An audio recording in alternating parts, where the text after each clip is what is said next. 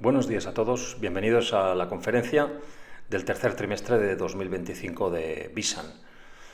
Esta vez hemos elegido un barco de transporte de mercancía, de gas, y vemos cómo hay dos pequeños barquitos que son remolcadores que están intentando, pues bueno, ayudar al rumbo que lleva el gran buque, ¿no? Entonces, ¿cuál es nuestra lectura? Eso es una alegoría claramente. El gran buque este significa la economía americana y por ende la economía mundial, y estos dos pequeños buques son la Reserva Federal Americana y Trump con el gobierno americano intentando que el buque siga en la dirección correcta y adecuada y que la economía siga creciendo a cualquier precio. Y este será un poco el tema de fondo. El índice de la exposición empezaremos por la rentabilidad agregada de clientes Visan, después, como de costumbre, la vista de pájaro. Hablaremos de remolcando el crecimiento, este es el título que hemos visto hace un instante, y finalmente hablaremos brevemente de Visan a largo plazo y su comportamiento. La rentabilidad agregada en lo que va de año para el tercer trimestre del 2025 alcanza el 12,9%. La situación desde principios de año se vio, el asset allocation cambió un pelín porque tuvimos que ejecutar, debido al todo el follón que produjo Trump con la guerra arancelaria, ejecución del protocolo pólvora, que finalmente lo revertimos. Compramos barato, vendimos la pólvora bien y volvemos a invertir con los porcentajes que tocaba. A 30 de noviembre del 2025, la exposición en largo plazo, a pesar de la reversión del protocolo pólvora, sigue siendo elevada, pero esto más que nada es por el fuerte incremento que ha habido en las cotizaciones en el último trimestre.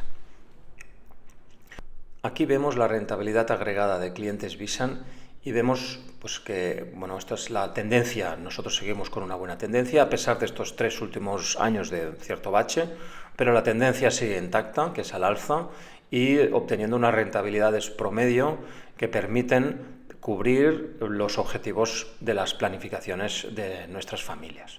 Y esto es importante, ¿no? O sea, hay años buenos, años malos, pero hay que seguir confiando con el proceso, porque tarde o temprano pues, la suma de los buenos años con la de los malos años se van compensando y podemos alcanzar estas rentabilidades deseadas. Este ha sido un año bueno para la renta variable en Europa, en el Eurostoxx, y para el IBEX, que ha sido uno de los mejores mercados del mundo en este año. Ya tocaba. Llevaba, pues eso, 15 años absolutamente denostado. El mundo entero le ha pasado por delante.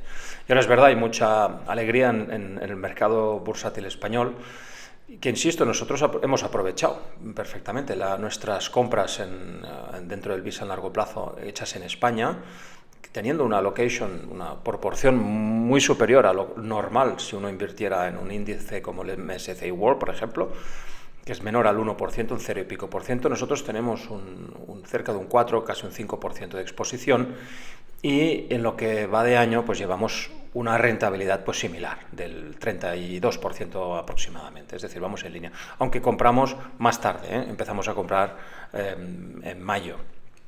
Y aún así tenemos esta buena rentabilidad, estamos satisfechos con ello.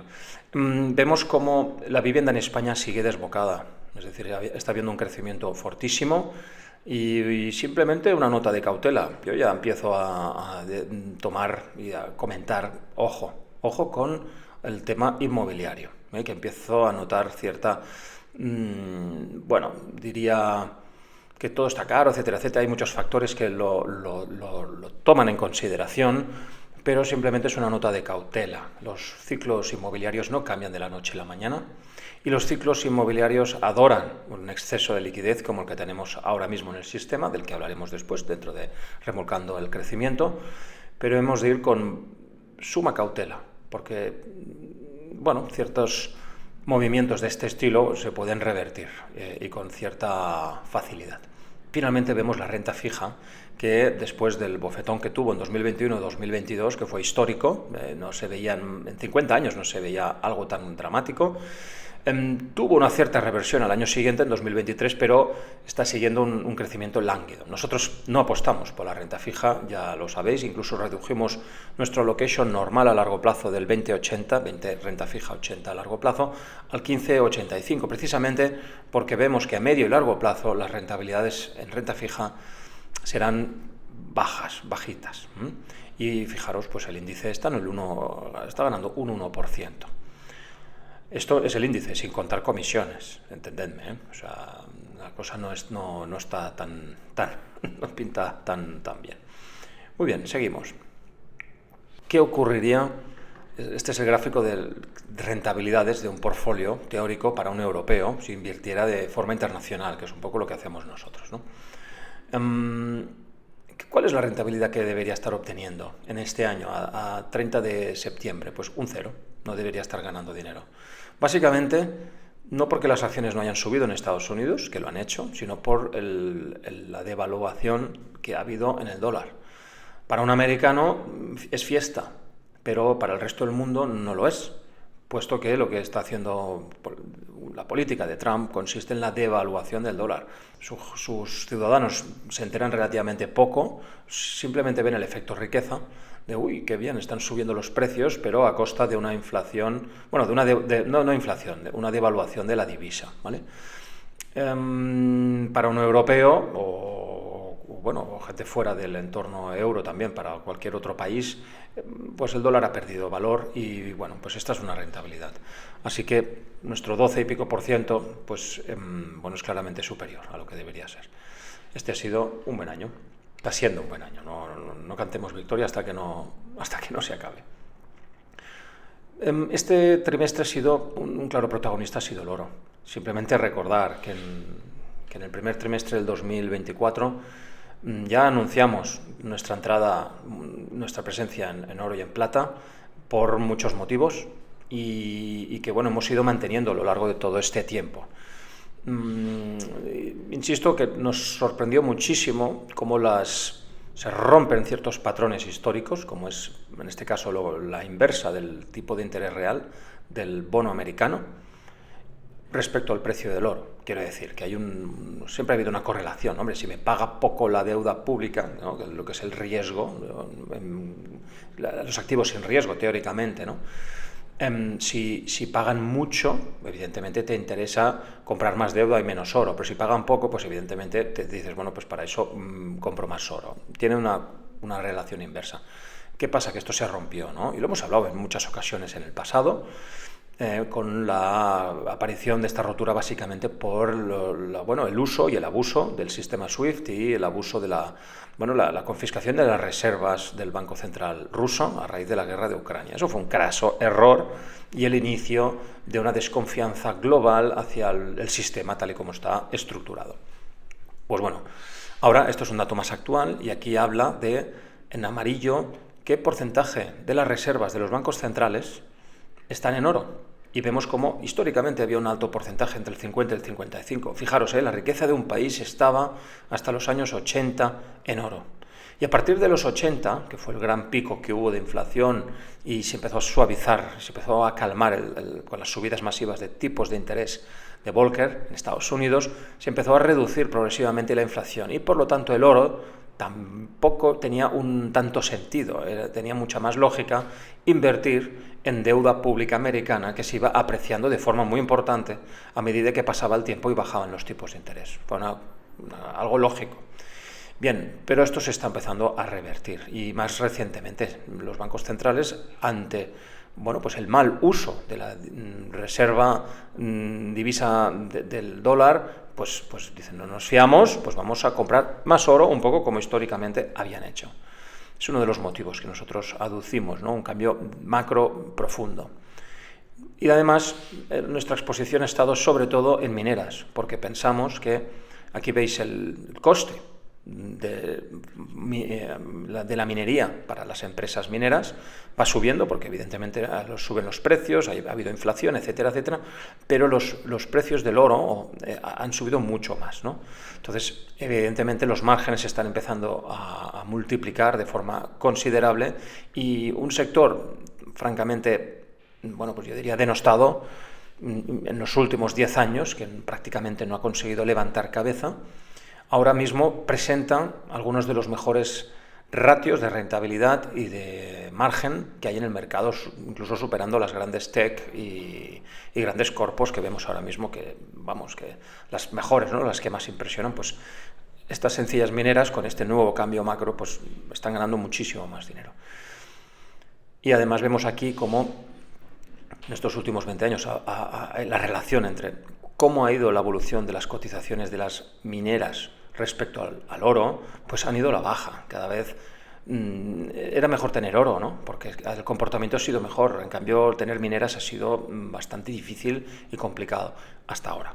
Que de repente, por primera vez, ante una subida del oro, yo que sé, del 20%, pues las mineras suben un 30%, ¿vale? Hay este efecto apalancamiento. Y aquí finalmente, pues comentar, ¿no? Esta es la evolución del oro y nosotros aquí, en 2012, avisamos a las familias. Por aquel entonces éramos chiquitines, pero las pocas familias que teníamos, pues a avisar de vender todo el oro que tuvieran, ¿no?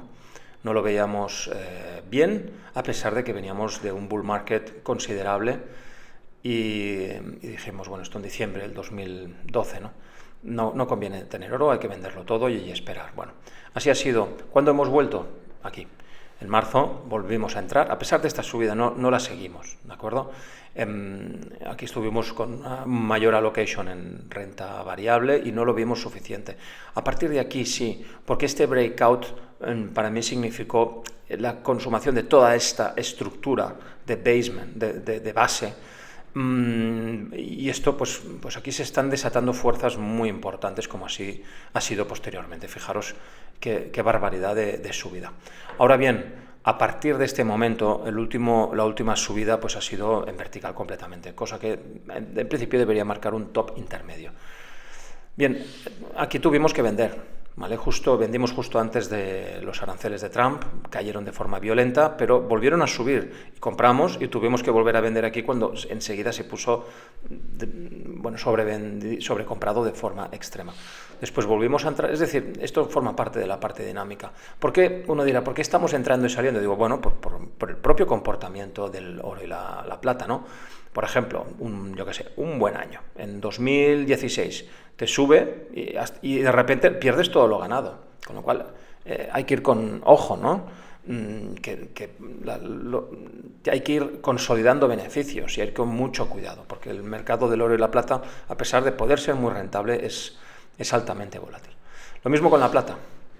La plata, para mí, la figura aún es más bestia, puesto que presenta un alcance mayor. Vemos como la tendencia se marcó un pico en el año 1980, que si trazamos esta línea vemos cómo, bueno, pues el máximo llegó aquí, curiosamente, lo marcas y dices, bueno, tendrá que subir hasta aquí en algún momento, así lo ha hecho, y ha sido tocar esta línea aquí, caer a plomo, ¿no? Nosotros hemos comprado también en este momento, en el momento en que estaba rompiendo toda esta estructura de consolidación, y bueno, pues hemos tenido que hacer ciertas ventas también por los aranceles y volver a entrar, salir, pero bueno, hemos ido cogiendo en la mayor parte de la subida, tal y como he explicado antes. Actualmente, mi tesis, mi visión, es que es probable que venga un periodo de ciertas caídas, es probable, así como esta subida ha sido totalmente en vertical y parecía que no tuviera fin, ahora no. Yo creo que es probable que el mercado sacuda un poco más, porque ahora todo el mundo está volviendo a hablar del oro y la plata y no sé qué, y parece que, bueno, yo creo que estamos en un ciclo muy potente a nivel de oro y plata, y yo creo que se va a romper esta tendencia, evidentemente, pero quizá ya no es este año, quizá ya es el año que viene, habiendo, bueno, pues toda la gente que empezó a entrar aquí de forma animada y pensando que esto es fiesta para siempre, pues podemos ver, ¿no?, que estos movimientos en vertical son cortos, hay que ir con mucho cuidado, suma cautela, y que se pueden revertir con la misma fuerza, ¿no? Pues estar como aquí, ¿no?, ganando mucho dinero y perderlo todo un año y pico más tarde. Entonces hay que ir con suma cautela con este tipo de movimientos, aunque son muy rentables. Y de hecho, el gran crecimiento que hemos tenido este año, una parte muy importante viene por el oro y la plata. Bien, en el tercer trimestre del 2024 estuvimos hablando también de China, ¿no? Ha sido otra de nuestras inversiones claras de cara a ver cómo entendemos el mundo, ¿no? Es decir, en un momento en que China tampoco se daba, vamos, ni un duro, se veía a China pues como un desastre, como un país con una crisis inmobiliaria tremenda, etcétera, etcétera. Bueno, a mí me recordaba un poco Estados Unidos, que en 2009 y 2010 pues venía de una crisis bancaria, Lehman Brothers, crisis inmobiliaria, y eso parecía la fin del mundo. Pero bueno, hay voluntad política para tirar las cosas adelante, y así ha sido, y ha pasado a ser del 2009-2010 en adelante pues el mejor sitio donde invertir en el mundo, ¿no? China está pasando 3/4 de lo mismo, y lo comentamos. Hay cantidad de visiones de que China no está creciendo, tiene un problema de crecimiento. Yo miro los datos y digo, madre mía, pero si está creciendo más que Estados Unidos, pero es que Estados Unidos tiene una inflación del 3, 2, 4%, pero es que China no tiene inflación prácticamente, con lo cual todo el crecimiento es real en China. Es impresionante y realmente se le está comiendo el mundo China, de forma silenciosa y sin armas. En su momento estuvimos comentando en el tercer trimestre del 2024 pues, que estábamos tomando posiciones por aquí, ¿de acuerdo? Hubo este pistoletazo, pero el mercado chino es muy volátil, también como el oro y la plata. Y bueno, ¿cómo ha ido posteriormente? Ha ido bien, pero bueno, hay que ir controlando el riesgo, porque los vaivenes son importantes. Ahora mismo estamos aquí. ¿Tiene lógica esta subida? Yo creo que sí. ¿Tiene más capacidad para seguir subiendo? Yo creo que sí. En algún momento se formará una de estas tendencias que alcanza el borde superior, ¿no? Como aquí, que cuando toca un mínimo lo intenta. Con un año, 2, 3, 5, lo intenta. Aquí lo vuelve a intentar y lo consigue. Aquí y se para, porque viene esta década para emergentes, ha sido bastante mala. Aún así siguió subiendo de forma considerable y ahora mismo pues entró en el mercado bajista, que ya sabemos, y creo que después de un bottom tan importante como el que hemos visto aquí, es muy probable que el mercado intente subir hasta arriba de todo, que estamos hablando pues que se va más que doblar en los próximos años, no sé si en 2, 3, 5 años, lo que sea, pero tiene unas expectativas importantes y es una de nuestras mayores distribuciones. Ahora tenemos un peso muy importante en China en estos momentos. Bien, más temas de vista de pájaro interesantes. Todo el tema de inteligencia artificial. Creo que esta revolución está para quedarse y no es baladí. Microsoft ha sacado un artículo explicando dónde cree que van a perderse mayor número de empleos. Y básicamente dice, bueno, pues están en toda la gente que está tratando relación con el cliente, a veces tomando notas, ayudando a, oye, compras un producto y el servicio que hay post-compra o pre-compra del producto. Todo esto, claro, te lo podrá hacer una inteligencia artificial resolviendo todas tus dudas sin problema. Amazon ahora mismo ha anunciado el despido de 14.000 personas, básicamente por esto. Han empezado a aplicar cuatro tonterías a nivel de inteligencia artificial en sus sistemas y han visto que ya sobra un montón de gente, ¿no? Esto va a seguir, esta es la tendencia que va a ir siguiendo. Lo mismo con ventas, ¿no? Gente que se dedica a las ventas pues también tendrán un impacto muy importante. Análisis, fijaros, análisis de management y análisis de mercados. Pues lógico, o sea, parece mentira, pero toda la parte analítica también va a ser, no vas a necesitar a tanta gente para conseguir ciertos datos analíticos, porque la potencia analítica de la inteligencia artificial está empezando a ser realmente potente. Aquí veamos ciertas gráficas interesantes. Aquí vemos las empresas, en gris las que no están adoptando inteligencia artificial, las rojas que sí.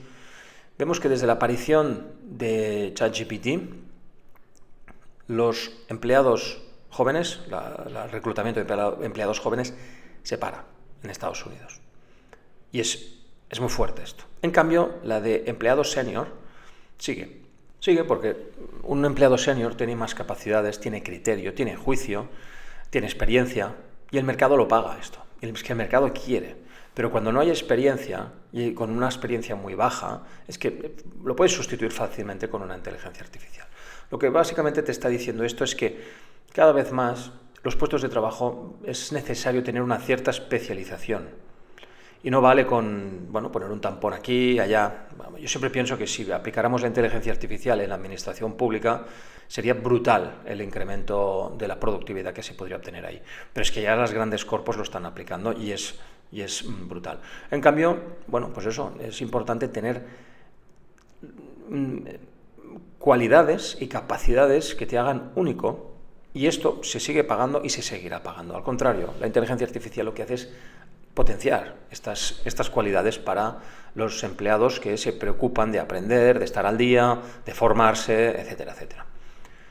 Bien, otro de los temas que quería comentar que ha ocurrido es ha habido una desgracia, ¿no? O sea, está habiendo un movimiento hiper especulativo en el mercado, muy peligroso, que luego lo comentaremos también, y vemos en Bitcoin cosas que pasan, yo considero un poco salvajes, ¿no? Vemos como en un fatídico día de octubre, Bitcoin tiene un retroceso de prácticamente el 10% en el día, y de hecho se produjo en pocos minutos. Esto fue más que suficiente para que millones de personas perdieran todas las cuentas que tenían. Esto se llama crypto liquidation. ¿Qué significa? Que cuando hay mucha volatilidad y tú estás apalancado y estás invirtiendo en cripto con poco dinero y entonces pides como apalancamiento a través de las plataformas teóricamente de inversión, que yo más bien lo considero de hiperespeculación. ¿Qué ocurre? Que bueno, puedes ganar mucho dinero si vas acertando bastante bien, pero solo que tengas un mal día, que tengas una caída brutal, no esperada por los sistemas, esto te puede producir que, aunque tengas muchísimo dinero, te caiga, por culpa del apalancamiento, tu dinero a cero, vaya a cero. Y encima la plataforma te obliga, te vende todo, te lo vende, te saca del mercado, aunque tú no quieras. ¿Qué pasó? Pues que ha habido la mayor liquidación ahora, bueno, lo que hemos visto aquí, el 10-11 de octubre fue brutal, en 9 billones de dólares, pero bueno, realmente la información más tarde, pasadas 24 horas, había habido 1.600.000 cuentas fueron liquidadas, con un total, ¿vale?, de casi 20 billones de dólares que se fumaron del mercado, porque además cayó y volvió a subir, que también tiene guasa, es pam, pam, Entonces, aquí en Visan no abogamos por el apalancamiento, ya lo sabéis, puedes arruinarte directamente teniendo apalancamiento. Lo vemos, el apalancamiento bueno, lo vemos en ciertos activos, básicamente los activos reales en vivienda, ¿vale?, y en inversiones inmobiliarias, siempre que esté a tipo fijo y muy controlado los flujos. El resto es ni el crédito al consumo y muchísimo menos utilizar apalancamientos salvajes para invertir en este tipo de cosas. Por ejemplo, nosotros, si hubiéramos aplicado el apalancamiento en la subida brutal que ha habido en oro y plata, hubiéramos podido tener rentabilidades impresionantes, pero no podemos asumir este tipo de riesgos en absoluto. Fijaros, este caso. Son casos, ¿no? I got fully liquidated for a total of 400,000. Fijaros, $400.000 evaporados en 10 minutos. Y dice, además yo tenía puestos stop loss, porque este tipo de estrategias casi todo el mundo utiliza stop loss. No lo hagas esto sin stop loss. No, es que tenían stop loss. Pero cuando las caídas son tan salvajes, es que ni el stop loss se llega a materializar. O sea, vamos con la idea de, no, un stop loss me salvará, yo mágicamente pues vendo y no pasa nada, ¿no? Cuando el mercado es brutal y por eso en momentos puntuales puede llegar a ser brutal, pues fijaros, sí, mucho stop loss y lo perdiste todo. Aquí lo que hay es evidentemente una falta absoluta de diversificación y, por supuesto, de planificación, porque ponerlo todo en cripto y perderlo en 10 minutos es una salvajada. Otro, 15 millones perdió 15 millones, Fijaros, invirtió en una cripto que cotizaba a 3 y de repente, fijaros, pum, cae a plomo, a 0 y pico, ¿vale? Y vuelve a recuperar a 2,40. Justo en esta caída, pum, lo liquidan, 15 millones fuera. Otro, 30 millones en 10 minutos, cross margin, venga, fuera. Ha sido el sufrimiento, y aparte de gente que se suicidaba, ha sido dramático. Además, muchos son jóvenes, muchísimos, que piensan que el apalancamiento salvaje es lo normal, se emocionan, todo lo comparten online, su personalidad está como imbuida de las redes sociales y claro, cuando desaparece todo el dinero, se evapora, su personalidad ligada a todo el éxito que tienen online, pues evidentemente produce un drama máximo. A mí la verdad que lo encontré súper preocupante esto y pensé, es que, bueno, hay que reducir este tipo de comportamiento tan especulativo. Pero es el entorno que nos encontramos ahora.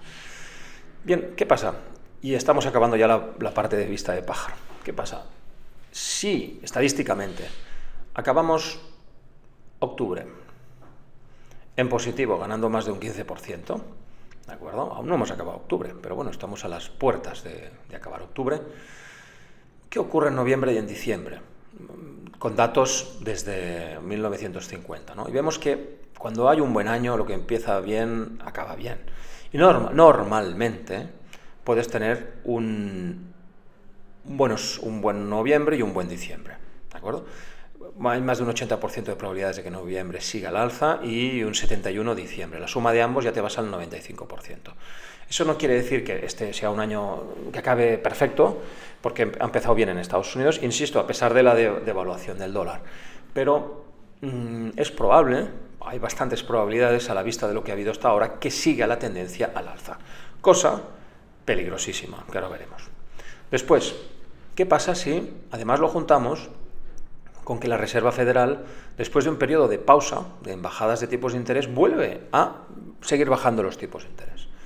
En azul vemos el promedio histórico, ¿vale? Normalmente el mercado corrige, ¿por qué? Porque cuando uno para de bajar los tipos de interés, el mercado dice, uy, claro, quizá los empiezan a subir, ¿no? Entonces pues se reducen las cotizaciones. Pero luego el mercado empieza a descontar que posiblemente las vuelva a bajar. Fijaros, el mercado siempre se anticipa, es impresionante. Y en este caso estamos actualmente aquí con este patrón y ¿qué te está diciendo esta evidencia relativamente histórica, ¿no? Pues te está diciendo que probablemente el mercado siga al alza, al menos 12 meses más. Y lo interesante es que la realidad siempre es distinta a lo que pensamos, ¿eh? Eso también, esto hemos de ir con cautela en esto. ¿Por qué digo que es preocupante? Por lo siguiente. Yo no dirá, hombre, Xavi, pero mejor que suba, ¿no? Yo digo, no a cualquier precio, ¿vale? O sea, yo las subidas a cualquier precio creo que son harto peligrosas. Vamos aquí. Aquí se da una señal para mí muy importante, que es el VIX. El VIX es un indicador de la volatilidad de las cotizaciones del S&P 500 y te está diciendo qué pasa cuando hay un auge de la volatilidad, sube a mayor de 28, que es una cifra importante, que es que hay mucho estrés, ¿vale? Pero en cambio estamos muy cerca de máximos históricos. Normalmente cuando la volatilidad sube a este nivel, probablemente al cabo de poco tiempo empieza a bajar, como sí ha sido, ¿no? Esta señal la dio hace relativamente poco, bueno, bastante poco, en este último mes. ¿Y qué precedentes históricos tenemos? Tenemos, pues, las caídas que hubo del 1998 con la crisis asiática de Long Term Capital, y luego, fijaros, salió esta señal. ¿Y qué pasó al mercado? Pues que siguió subiendo el mercado. Esto es el S&P 500, pero ahí se dispararon toda la parte más especulativa del Nasdaq, etcétera, que siguió subiendo de forma brutal, ¿vale? Esto es el S&P 500. ¿Y qué ocurrió? Pues que siguió subiendo, ¿vale? ¿Qué ocurrió después de la pandemia? 3/4 de lo mismo. Fijaros que dio otra vez señales clarísimas. Subió muchísimo el VIX, pero se redujo y estamos cerca de máximos históricos, que te dice que probablemente siga subiendo. ¿Qué pasó? En 2021 pues se formó un top muy importante de mercado, hiper especulativo, y que posteriormente sucedió pues bueno, unas caídas brutales en 2022. Lo mismo aquí, después del año 2000, todos conocemos las caídas de las .com y todo un drama que hubo aquí en Estados Unidos con una crisis prolongada de 13 años sin ganar un duro el S&P. 13 años, sin ganar nada, ¿no? Siempre dicen, no, con el S&P siempre ganas. Yo siempre digo, no siempre, ya lo estáis viendo aquí. Planitos durante 13 años. Y aquí nos está dando esta señal otra vez. Es una señal rara que ocurre de vez en cuando y que encaja perfectamente con lo que estoy viendo con el resto de parámetros. Es decir, que probablemente la cosa siga para arriba, pero con mucho peligro, porque a la que se gire, y nadie sabe cuándo se va a girar. Fijaros aquí, tardó un poco más de tiempo, aquí en menos tiempo ya se giró, y cada vez los mercados son más rápidos, más eficientes, etcétera. Quizá está próxima, pues en menos de 6 meses o un año, y quizá ya tenemos una caída muy importante, ¿no? A juzgar por estos datos. Veremos. Y aquí siempre curiosidades de España, ¿no? Que me gusta siempre tener esta aproximación. España últimamente está yendo bastante bien, ¿eh? No entraré en tema política porque no pienso, pero sí simplemente comentar datos reales, ¿no? El crecimiento de los salarios españoles en relación al poder adquisitivo internacional, ¿vale? Precios constantes con el resto de países, se ha mantenido muy estable. Por eso, a ver, España es barata, la mano de obra en España es barata. Y aquí tenemos un nivel de educación y de productividad, bueno, la productividad es baja, pero los salarios también, ¿no? Y bueno, pues es un sitio, en principio, adecuado para invertir España, ¿no? Y de eso, pues, estamos empezando a ver, pues bueno, pues que comparativamente con muchos otros países, pues, bueno, pues somos competitivos. Es la otra cara de la moneda, ¿no? De decir, ostras, es que caro está todo, que los salarios no son muy altos, bueno, no son altos, pero aquí se trabaja mucho y hay crecimiento, ¿no? Y hay mucha inversión que está viniendo, etcétera, etcétera, precisamente porque España, pues es un sitio bastante óptimo para invertir. Muy bien, seguimos. Bueno, y vamos al tema central de la conferencia. Aquí remolcando el crecimiento, ¿no? Y bueno, estas notas de humor. Trump lanzó en su cuenta privada el 28 de septiembre de 2025 este meme, ¿no? You are fired, a Jerome Powell, ¿no? Y un mes más tarde, hace nada, ayer, lanzó este nuevo mensaje, you are fired, otra vez, ¿no? Está claro que tiene ganas de guerra, pero bueno, ya lo conocemos a Trump, ¿no? Pero ¿qué ocurre? Que hay cosas que pueden ayudar y otras que no. Y esto yo creo que aquí Trump se está equivocando. Pero bueno, la Reserva Federal también, ambos, ¿eh? Y os quiero explicar un poco, al menos, mi opinión de esta situación y, bueno, por dónde creo que pueden ir un poco los tiros, ¿no? Crecer a toda costa puede provocar unas valoraciones extremadas de los activos reales, ¿no? Y es peligroso. Cuando tú empiezas a volcar liquidez de forma muy importante en el sistema, esto el sistema evidentemente lo nota, ¿vale? Pero bueno, eso es peligroso. ¿Qué está pasando? Pues Trump, desde el gobierno, sigue manteniendo una política de déficits públicos importante, o sea, gastar, gastar, gastar y endeudarse. Y la Reserva Federal, que ante una situación en que la inflación tampoco está 100% controlada, ni mucho menos, no debería empezar a bajar los tipos de interés. Ya lo hizo desde mi punto de vista totalmente erróneo cuando estaba gobernando Biden en el último año, precisamente para ver si con esto ayudaba a ganar las elecciones, que no sirvió de nada, pero sí sirvió para hinchar más los activos, ¿no? Entonces, es añadir mucha más liquidez al sistema por la doble vía, el déficit fiscal del gobierno americano y la Reserva Federal bajando los tipos de interés. A corto plazo, todo el mundo está alegre y contento, pero la subida pasa a ser artificial porque hay mucha liquidez. Y la liquidez es algo que puede desaparecer de forma bastante rápida. Entonces, si se sigue volcando tal nivel de liquidez en el sistema, podemos encontrarnos en que tenemos una recesión severa a la vuelta de la esquina. Y esto no va a gustar a nadie, ¿no? Y precisamente, desde mi punto de vista, por abusar ahora, que es cuando deberíamos estar, en una fase de ciclo de crecimiento, recogiendo velas, poniendo las cuentas en orden, y no echar más gasolina al fuego, ¿no? El dólar de Estados Unidos es la moneda reserva del mundo. Incurre pues, en déficits públicos cada vez mayores, porque es normal, ¿eh? Es la estructura del sistema.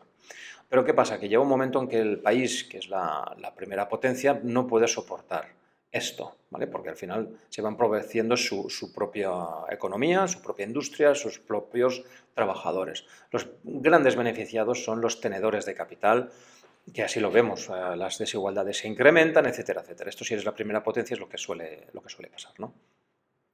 Y bueno, le pasó a Inglaterra y bueno, generalmente pasa así. Aquí vemos el déficit público de Estados Unidos. En una situación más o menos controlada se les descontroló con Lehman Brothers, es normal, pero después intentaron reducir el déficit. ¿Qué debería haber sido? Entrar en superávit, ¿de acuerdo? No lo hicieron. Y dijeron, bueno, pues seguimos con déficits, ¿no? Y aquí, aquí ha habido lo que ha habido es una salvajada después de lo de la pandemia, que es, bueno, aparte que los encierros no han servido prácticamente para nada, fue un descalabro, pero luego han seguido con una política de absoluta despilfarro, con unos déficits muy agresivos, y pensábamos que Trump revertiría esto. Biden hizo bueno, pues un uso profuso del gasto público, y yo personalmente pensaba, digo, bueno, Trump espero que intente suavizar esto, y no, prefiere pan para hoy y hambre para mañana. Es un error. Claro, de hecho, el abuso del déficit público del gobierno, es decir, gastar lo que no tiene y por lo tanto endeudarse, provocó en el año 2023 que, bueno, una de las señales más fuertes que casi nunca falla, bueno, casi nunca hasta ahora, ¿no?, que es la inversión de la curva de tipos de interés. Cuando se paga más a corto plazo la deuda a corto que la deuda a largo, normalmente aparece esto en rojo, ¿no? O sea, tienes que restar, ¿no?, lo que te paga el bono a 10 años americano con lo que te paga el bono a 2 años. Si está en negativo, ¿qué significa? Que es posible, las expectativas son de crisis, ¿no? Y no es inmediato, te lanza una señal y normalmente al cabo de un año, 6 meses, año y pico, empieza a haber una corrección bursátil que se anticipa a la futura crisis, que es esta línea roja en vertical. Con lo cual, cuando vemos que esto se pone en negativo, normalmente viene alguna crisis. Por ejemplo, en el 98, aquí dices, bueno, no vino una crisis. Bueno, no, vino la crisis asiática. Y fue importante, pero se resolvió rápidamente con una intervención muy importante en el sistema, dotando de enorme liquidez, y eso desencadenó el boom que llevó a máximos del .com en el año 2000, ¿no? Después, ¿qué pasó? Volvió a invertirse la curva y efectivamente, en principios del año 2000, y efectivamente al cabo de nada, al cabo de pocos meses, eso ya fue el máximo de mercado y se entró en recesión en 2021. Lo mismo sucedió en 2006, que ya empezó a dar señales de que alguna cosa no iba bien, y efectivamente en 2008 todos conocemos el descalabro que hubo, y esta curva se anticipó a un año y pico a los acontecimientos. Después, en la pandemia, unos meses antes, casi 6 meses antes, se anticipó esta inversión de curvas de tipo a la posterior caída salvaje que hubo, ¿no? ¿Y qué ha pasado aquí? En 2022 empezó a invertirse la curva de tipos de interés y entre ellos yo pensaba, bueno, pues va a venir una recesión, ¿no? Es verdad que hubo una corrección en 2022, pero todo indicaba, debido a la enorme magnitud que estamos viendo aquí, que la recesión iría mucho más allá y que empeoraría. De ahí también un poco los malos resultados que tuvimos en 2023, porque bueno, pues esperábamos que la cosa fuera muchísimo peor, a juzgar por la teoría de tipos de interés que os estamos mostrando ahora. Pues no pasó así. Y ahí es donde, pues bueno, empezamos a ver que hay otros factores muy importantes que pueden evitar una crisis. Pero es lo que digo, pan para hoy y hambre para mañana. ¿Qué fue? Pues la deuda pública se empezó a desbocar, y para evitar pues una recesión se inyectó muchísima deuda en el sistema y dinero en el sistema. Y efectivamente evitaron la recesión y se hincharon los activos de riesgo. El sistema de flujos internacional, en el cual el dólar es la moneda reserva, tiene ciertos patrones, ¿no? En general, es importante entender los flujos internacionales de dinero. Y bueno, China es factor preponderante, es decir, no, una guerra comercial entre Estados Unidos y Malasia, bueno, entre Estados Unidos y Japón, hombre, ya es importante, sobre todo porque Japón tiene mucho dinero y puede afectar, es uno de los principales compradores netos, ¿no?, de activos en todo el mundo, ¿no?, especialmente, sobre todo los americanos. Pero los chinos son los más importantes, son los que tienen los superávits y exportan a lo bestia. Y claro, tienen una situación pues estructuralmente que necesitan, sin querer, necesitan Estados Unidos. Y Estados Unidos también necesita a China, ¿no? Entonces, los salarios en China y en Alemania, y pongo aquí Alemania porque también está bajo esta misma perspectiva, están por debajo de lo que realmente deberían estar.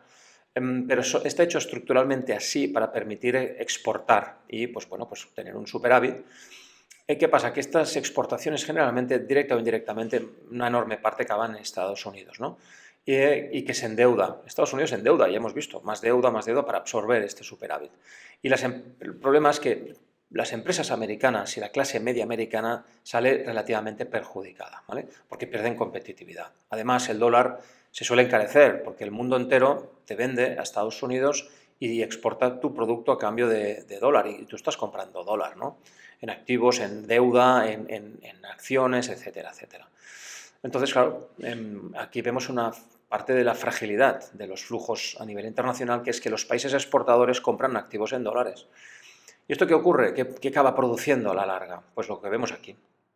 En la línea, las valoraciones que hay de los activos americanos, que es la negra, se desacopla. En esta última década se ha desacoplado respecto al resto. Normalmente ya son más caros. Fijaros, en la última burbuja que hubo también los americanos fueron más caros, pero no tanto más. Ahora yo creo que el desacople es impresionante respecto al resto de mercados desarrollados, el resto de mercados emergentes, que ya no son tan emergentes desde mi punto de vista, ya son mercados muchísimo más consolidados y empezando por China, ¿no? Y mercados frontera, estos sí, estos podríamos considerar que están bueno, pues realmente en vías de desarrollo. Pero fijaros la diferencia. Y esto es por lo que estamos comentando. O sea, el mundo entero vende Estados Unidos se endeuda de forma masiva, compra para el resto del mundo y está empobreciendo a largo plazo su país. Pero bueno, a corto plazo viven bien, pan para hoy y hambre para mañana.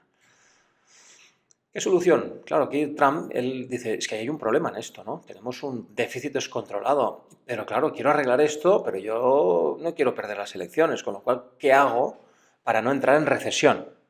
Porque claro, si entramos en recesión tengo un problema. Entonces, yo lo que veo, lo que entiendo de su planteamiento es una devaluación del dólar. Así ha empezado desde que ganó las elecciones y el dólar se ha devaluado de forma importante.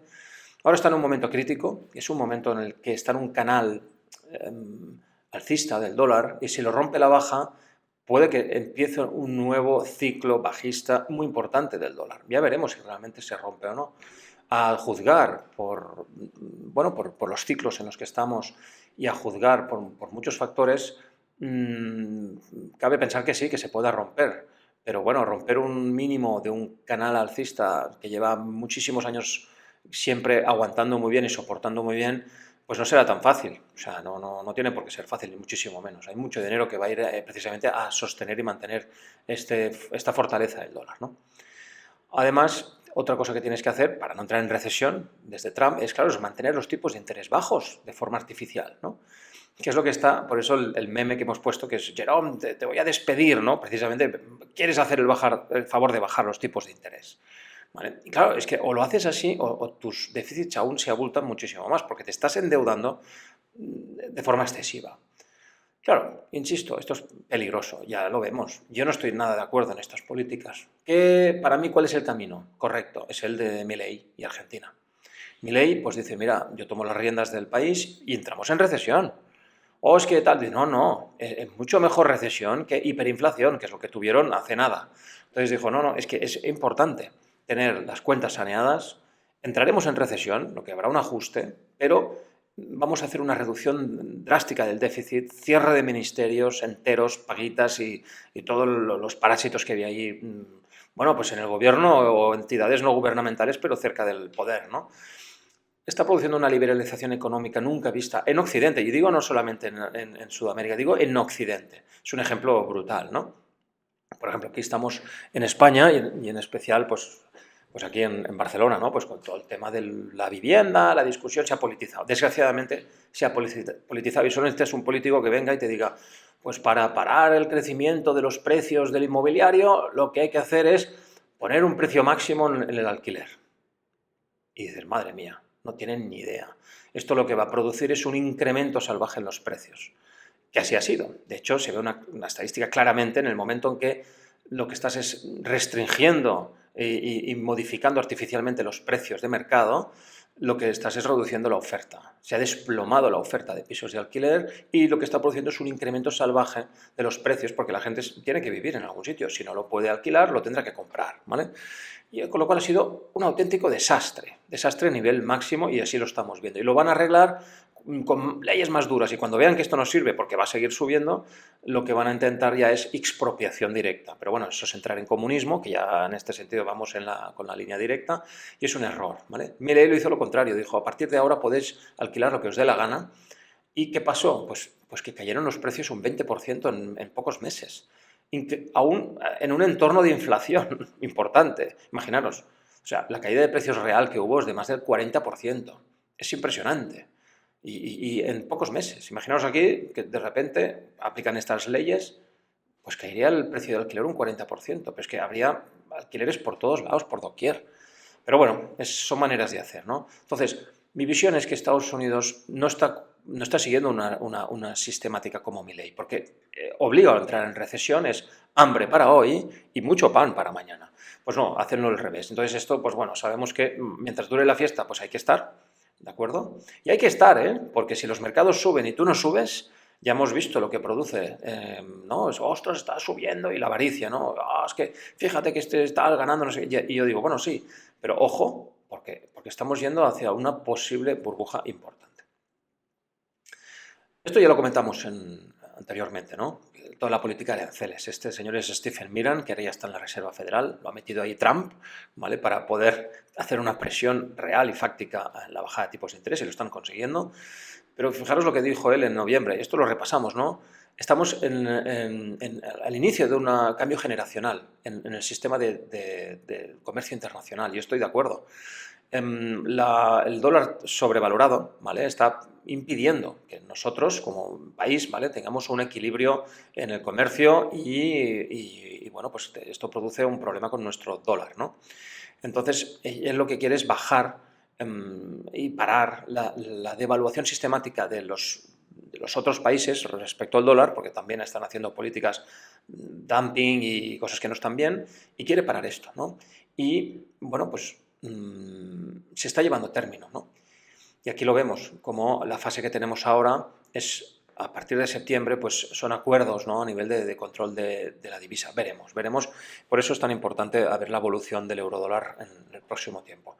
Porque hay voluntad política por parte del gobierno americano, pero no es suficiente. Tiene que haber, pues el dinero es el dinero y hay mucho dinero en las divisas. Tiene que haber un movimiento, un acuerdo más a mayor escala. Y por último, fijaros que desde que ha empezado el año, los tipos de interés americanos, que son la línea blanca, pues no han subido tanto los intereses a largo plazo. En cambio, el resto de divisas ha subido más. Eso significa que pagan más y que por lo tanto se aprecian más. De ahí también en parte la explicación de la devaluación del dólar. Y por último, creo que Trump está cometiendo un error histórico, ¿vale? No es momento de bajar tipos de interés ni de tener déficits enormes, puesto que esto crea una excesiva liquidez en el sistema.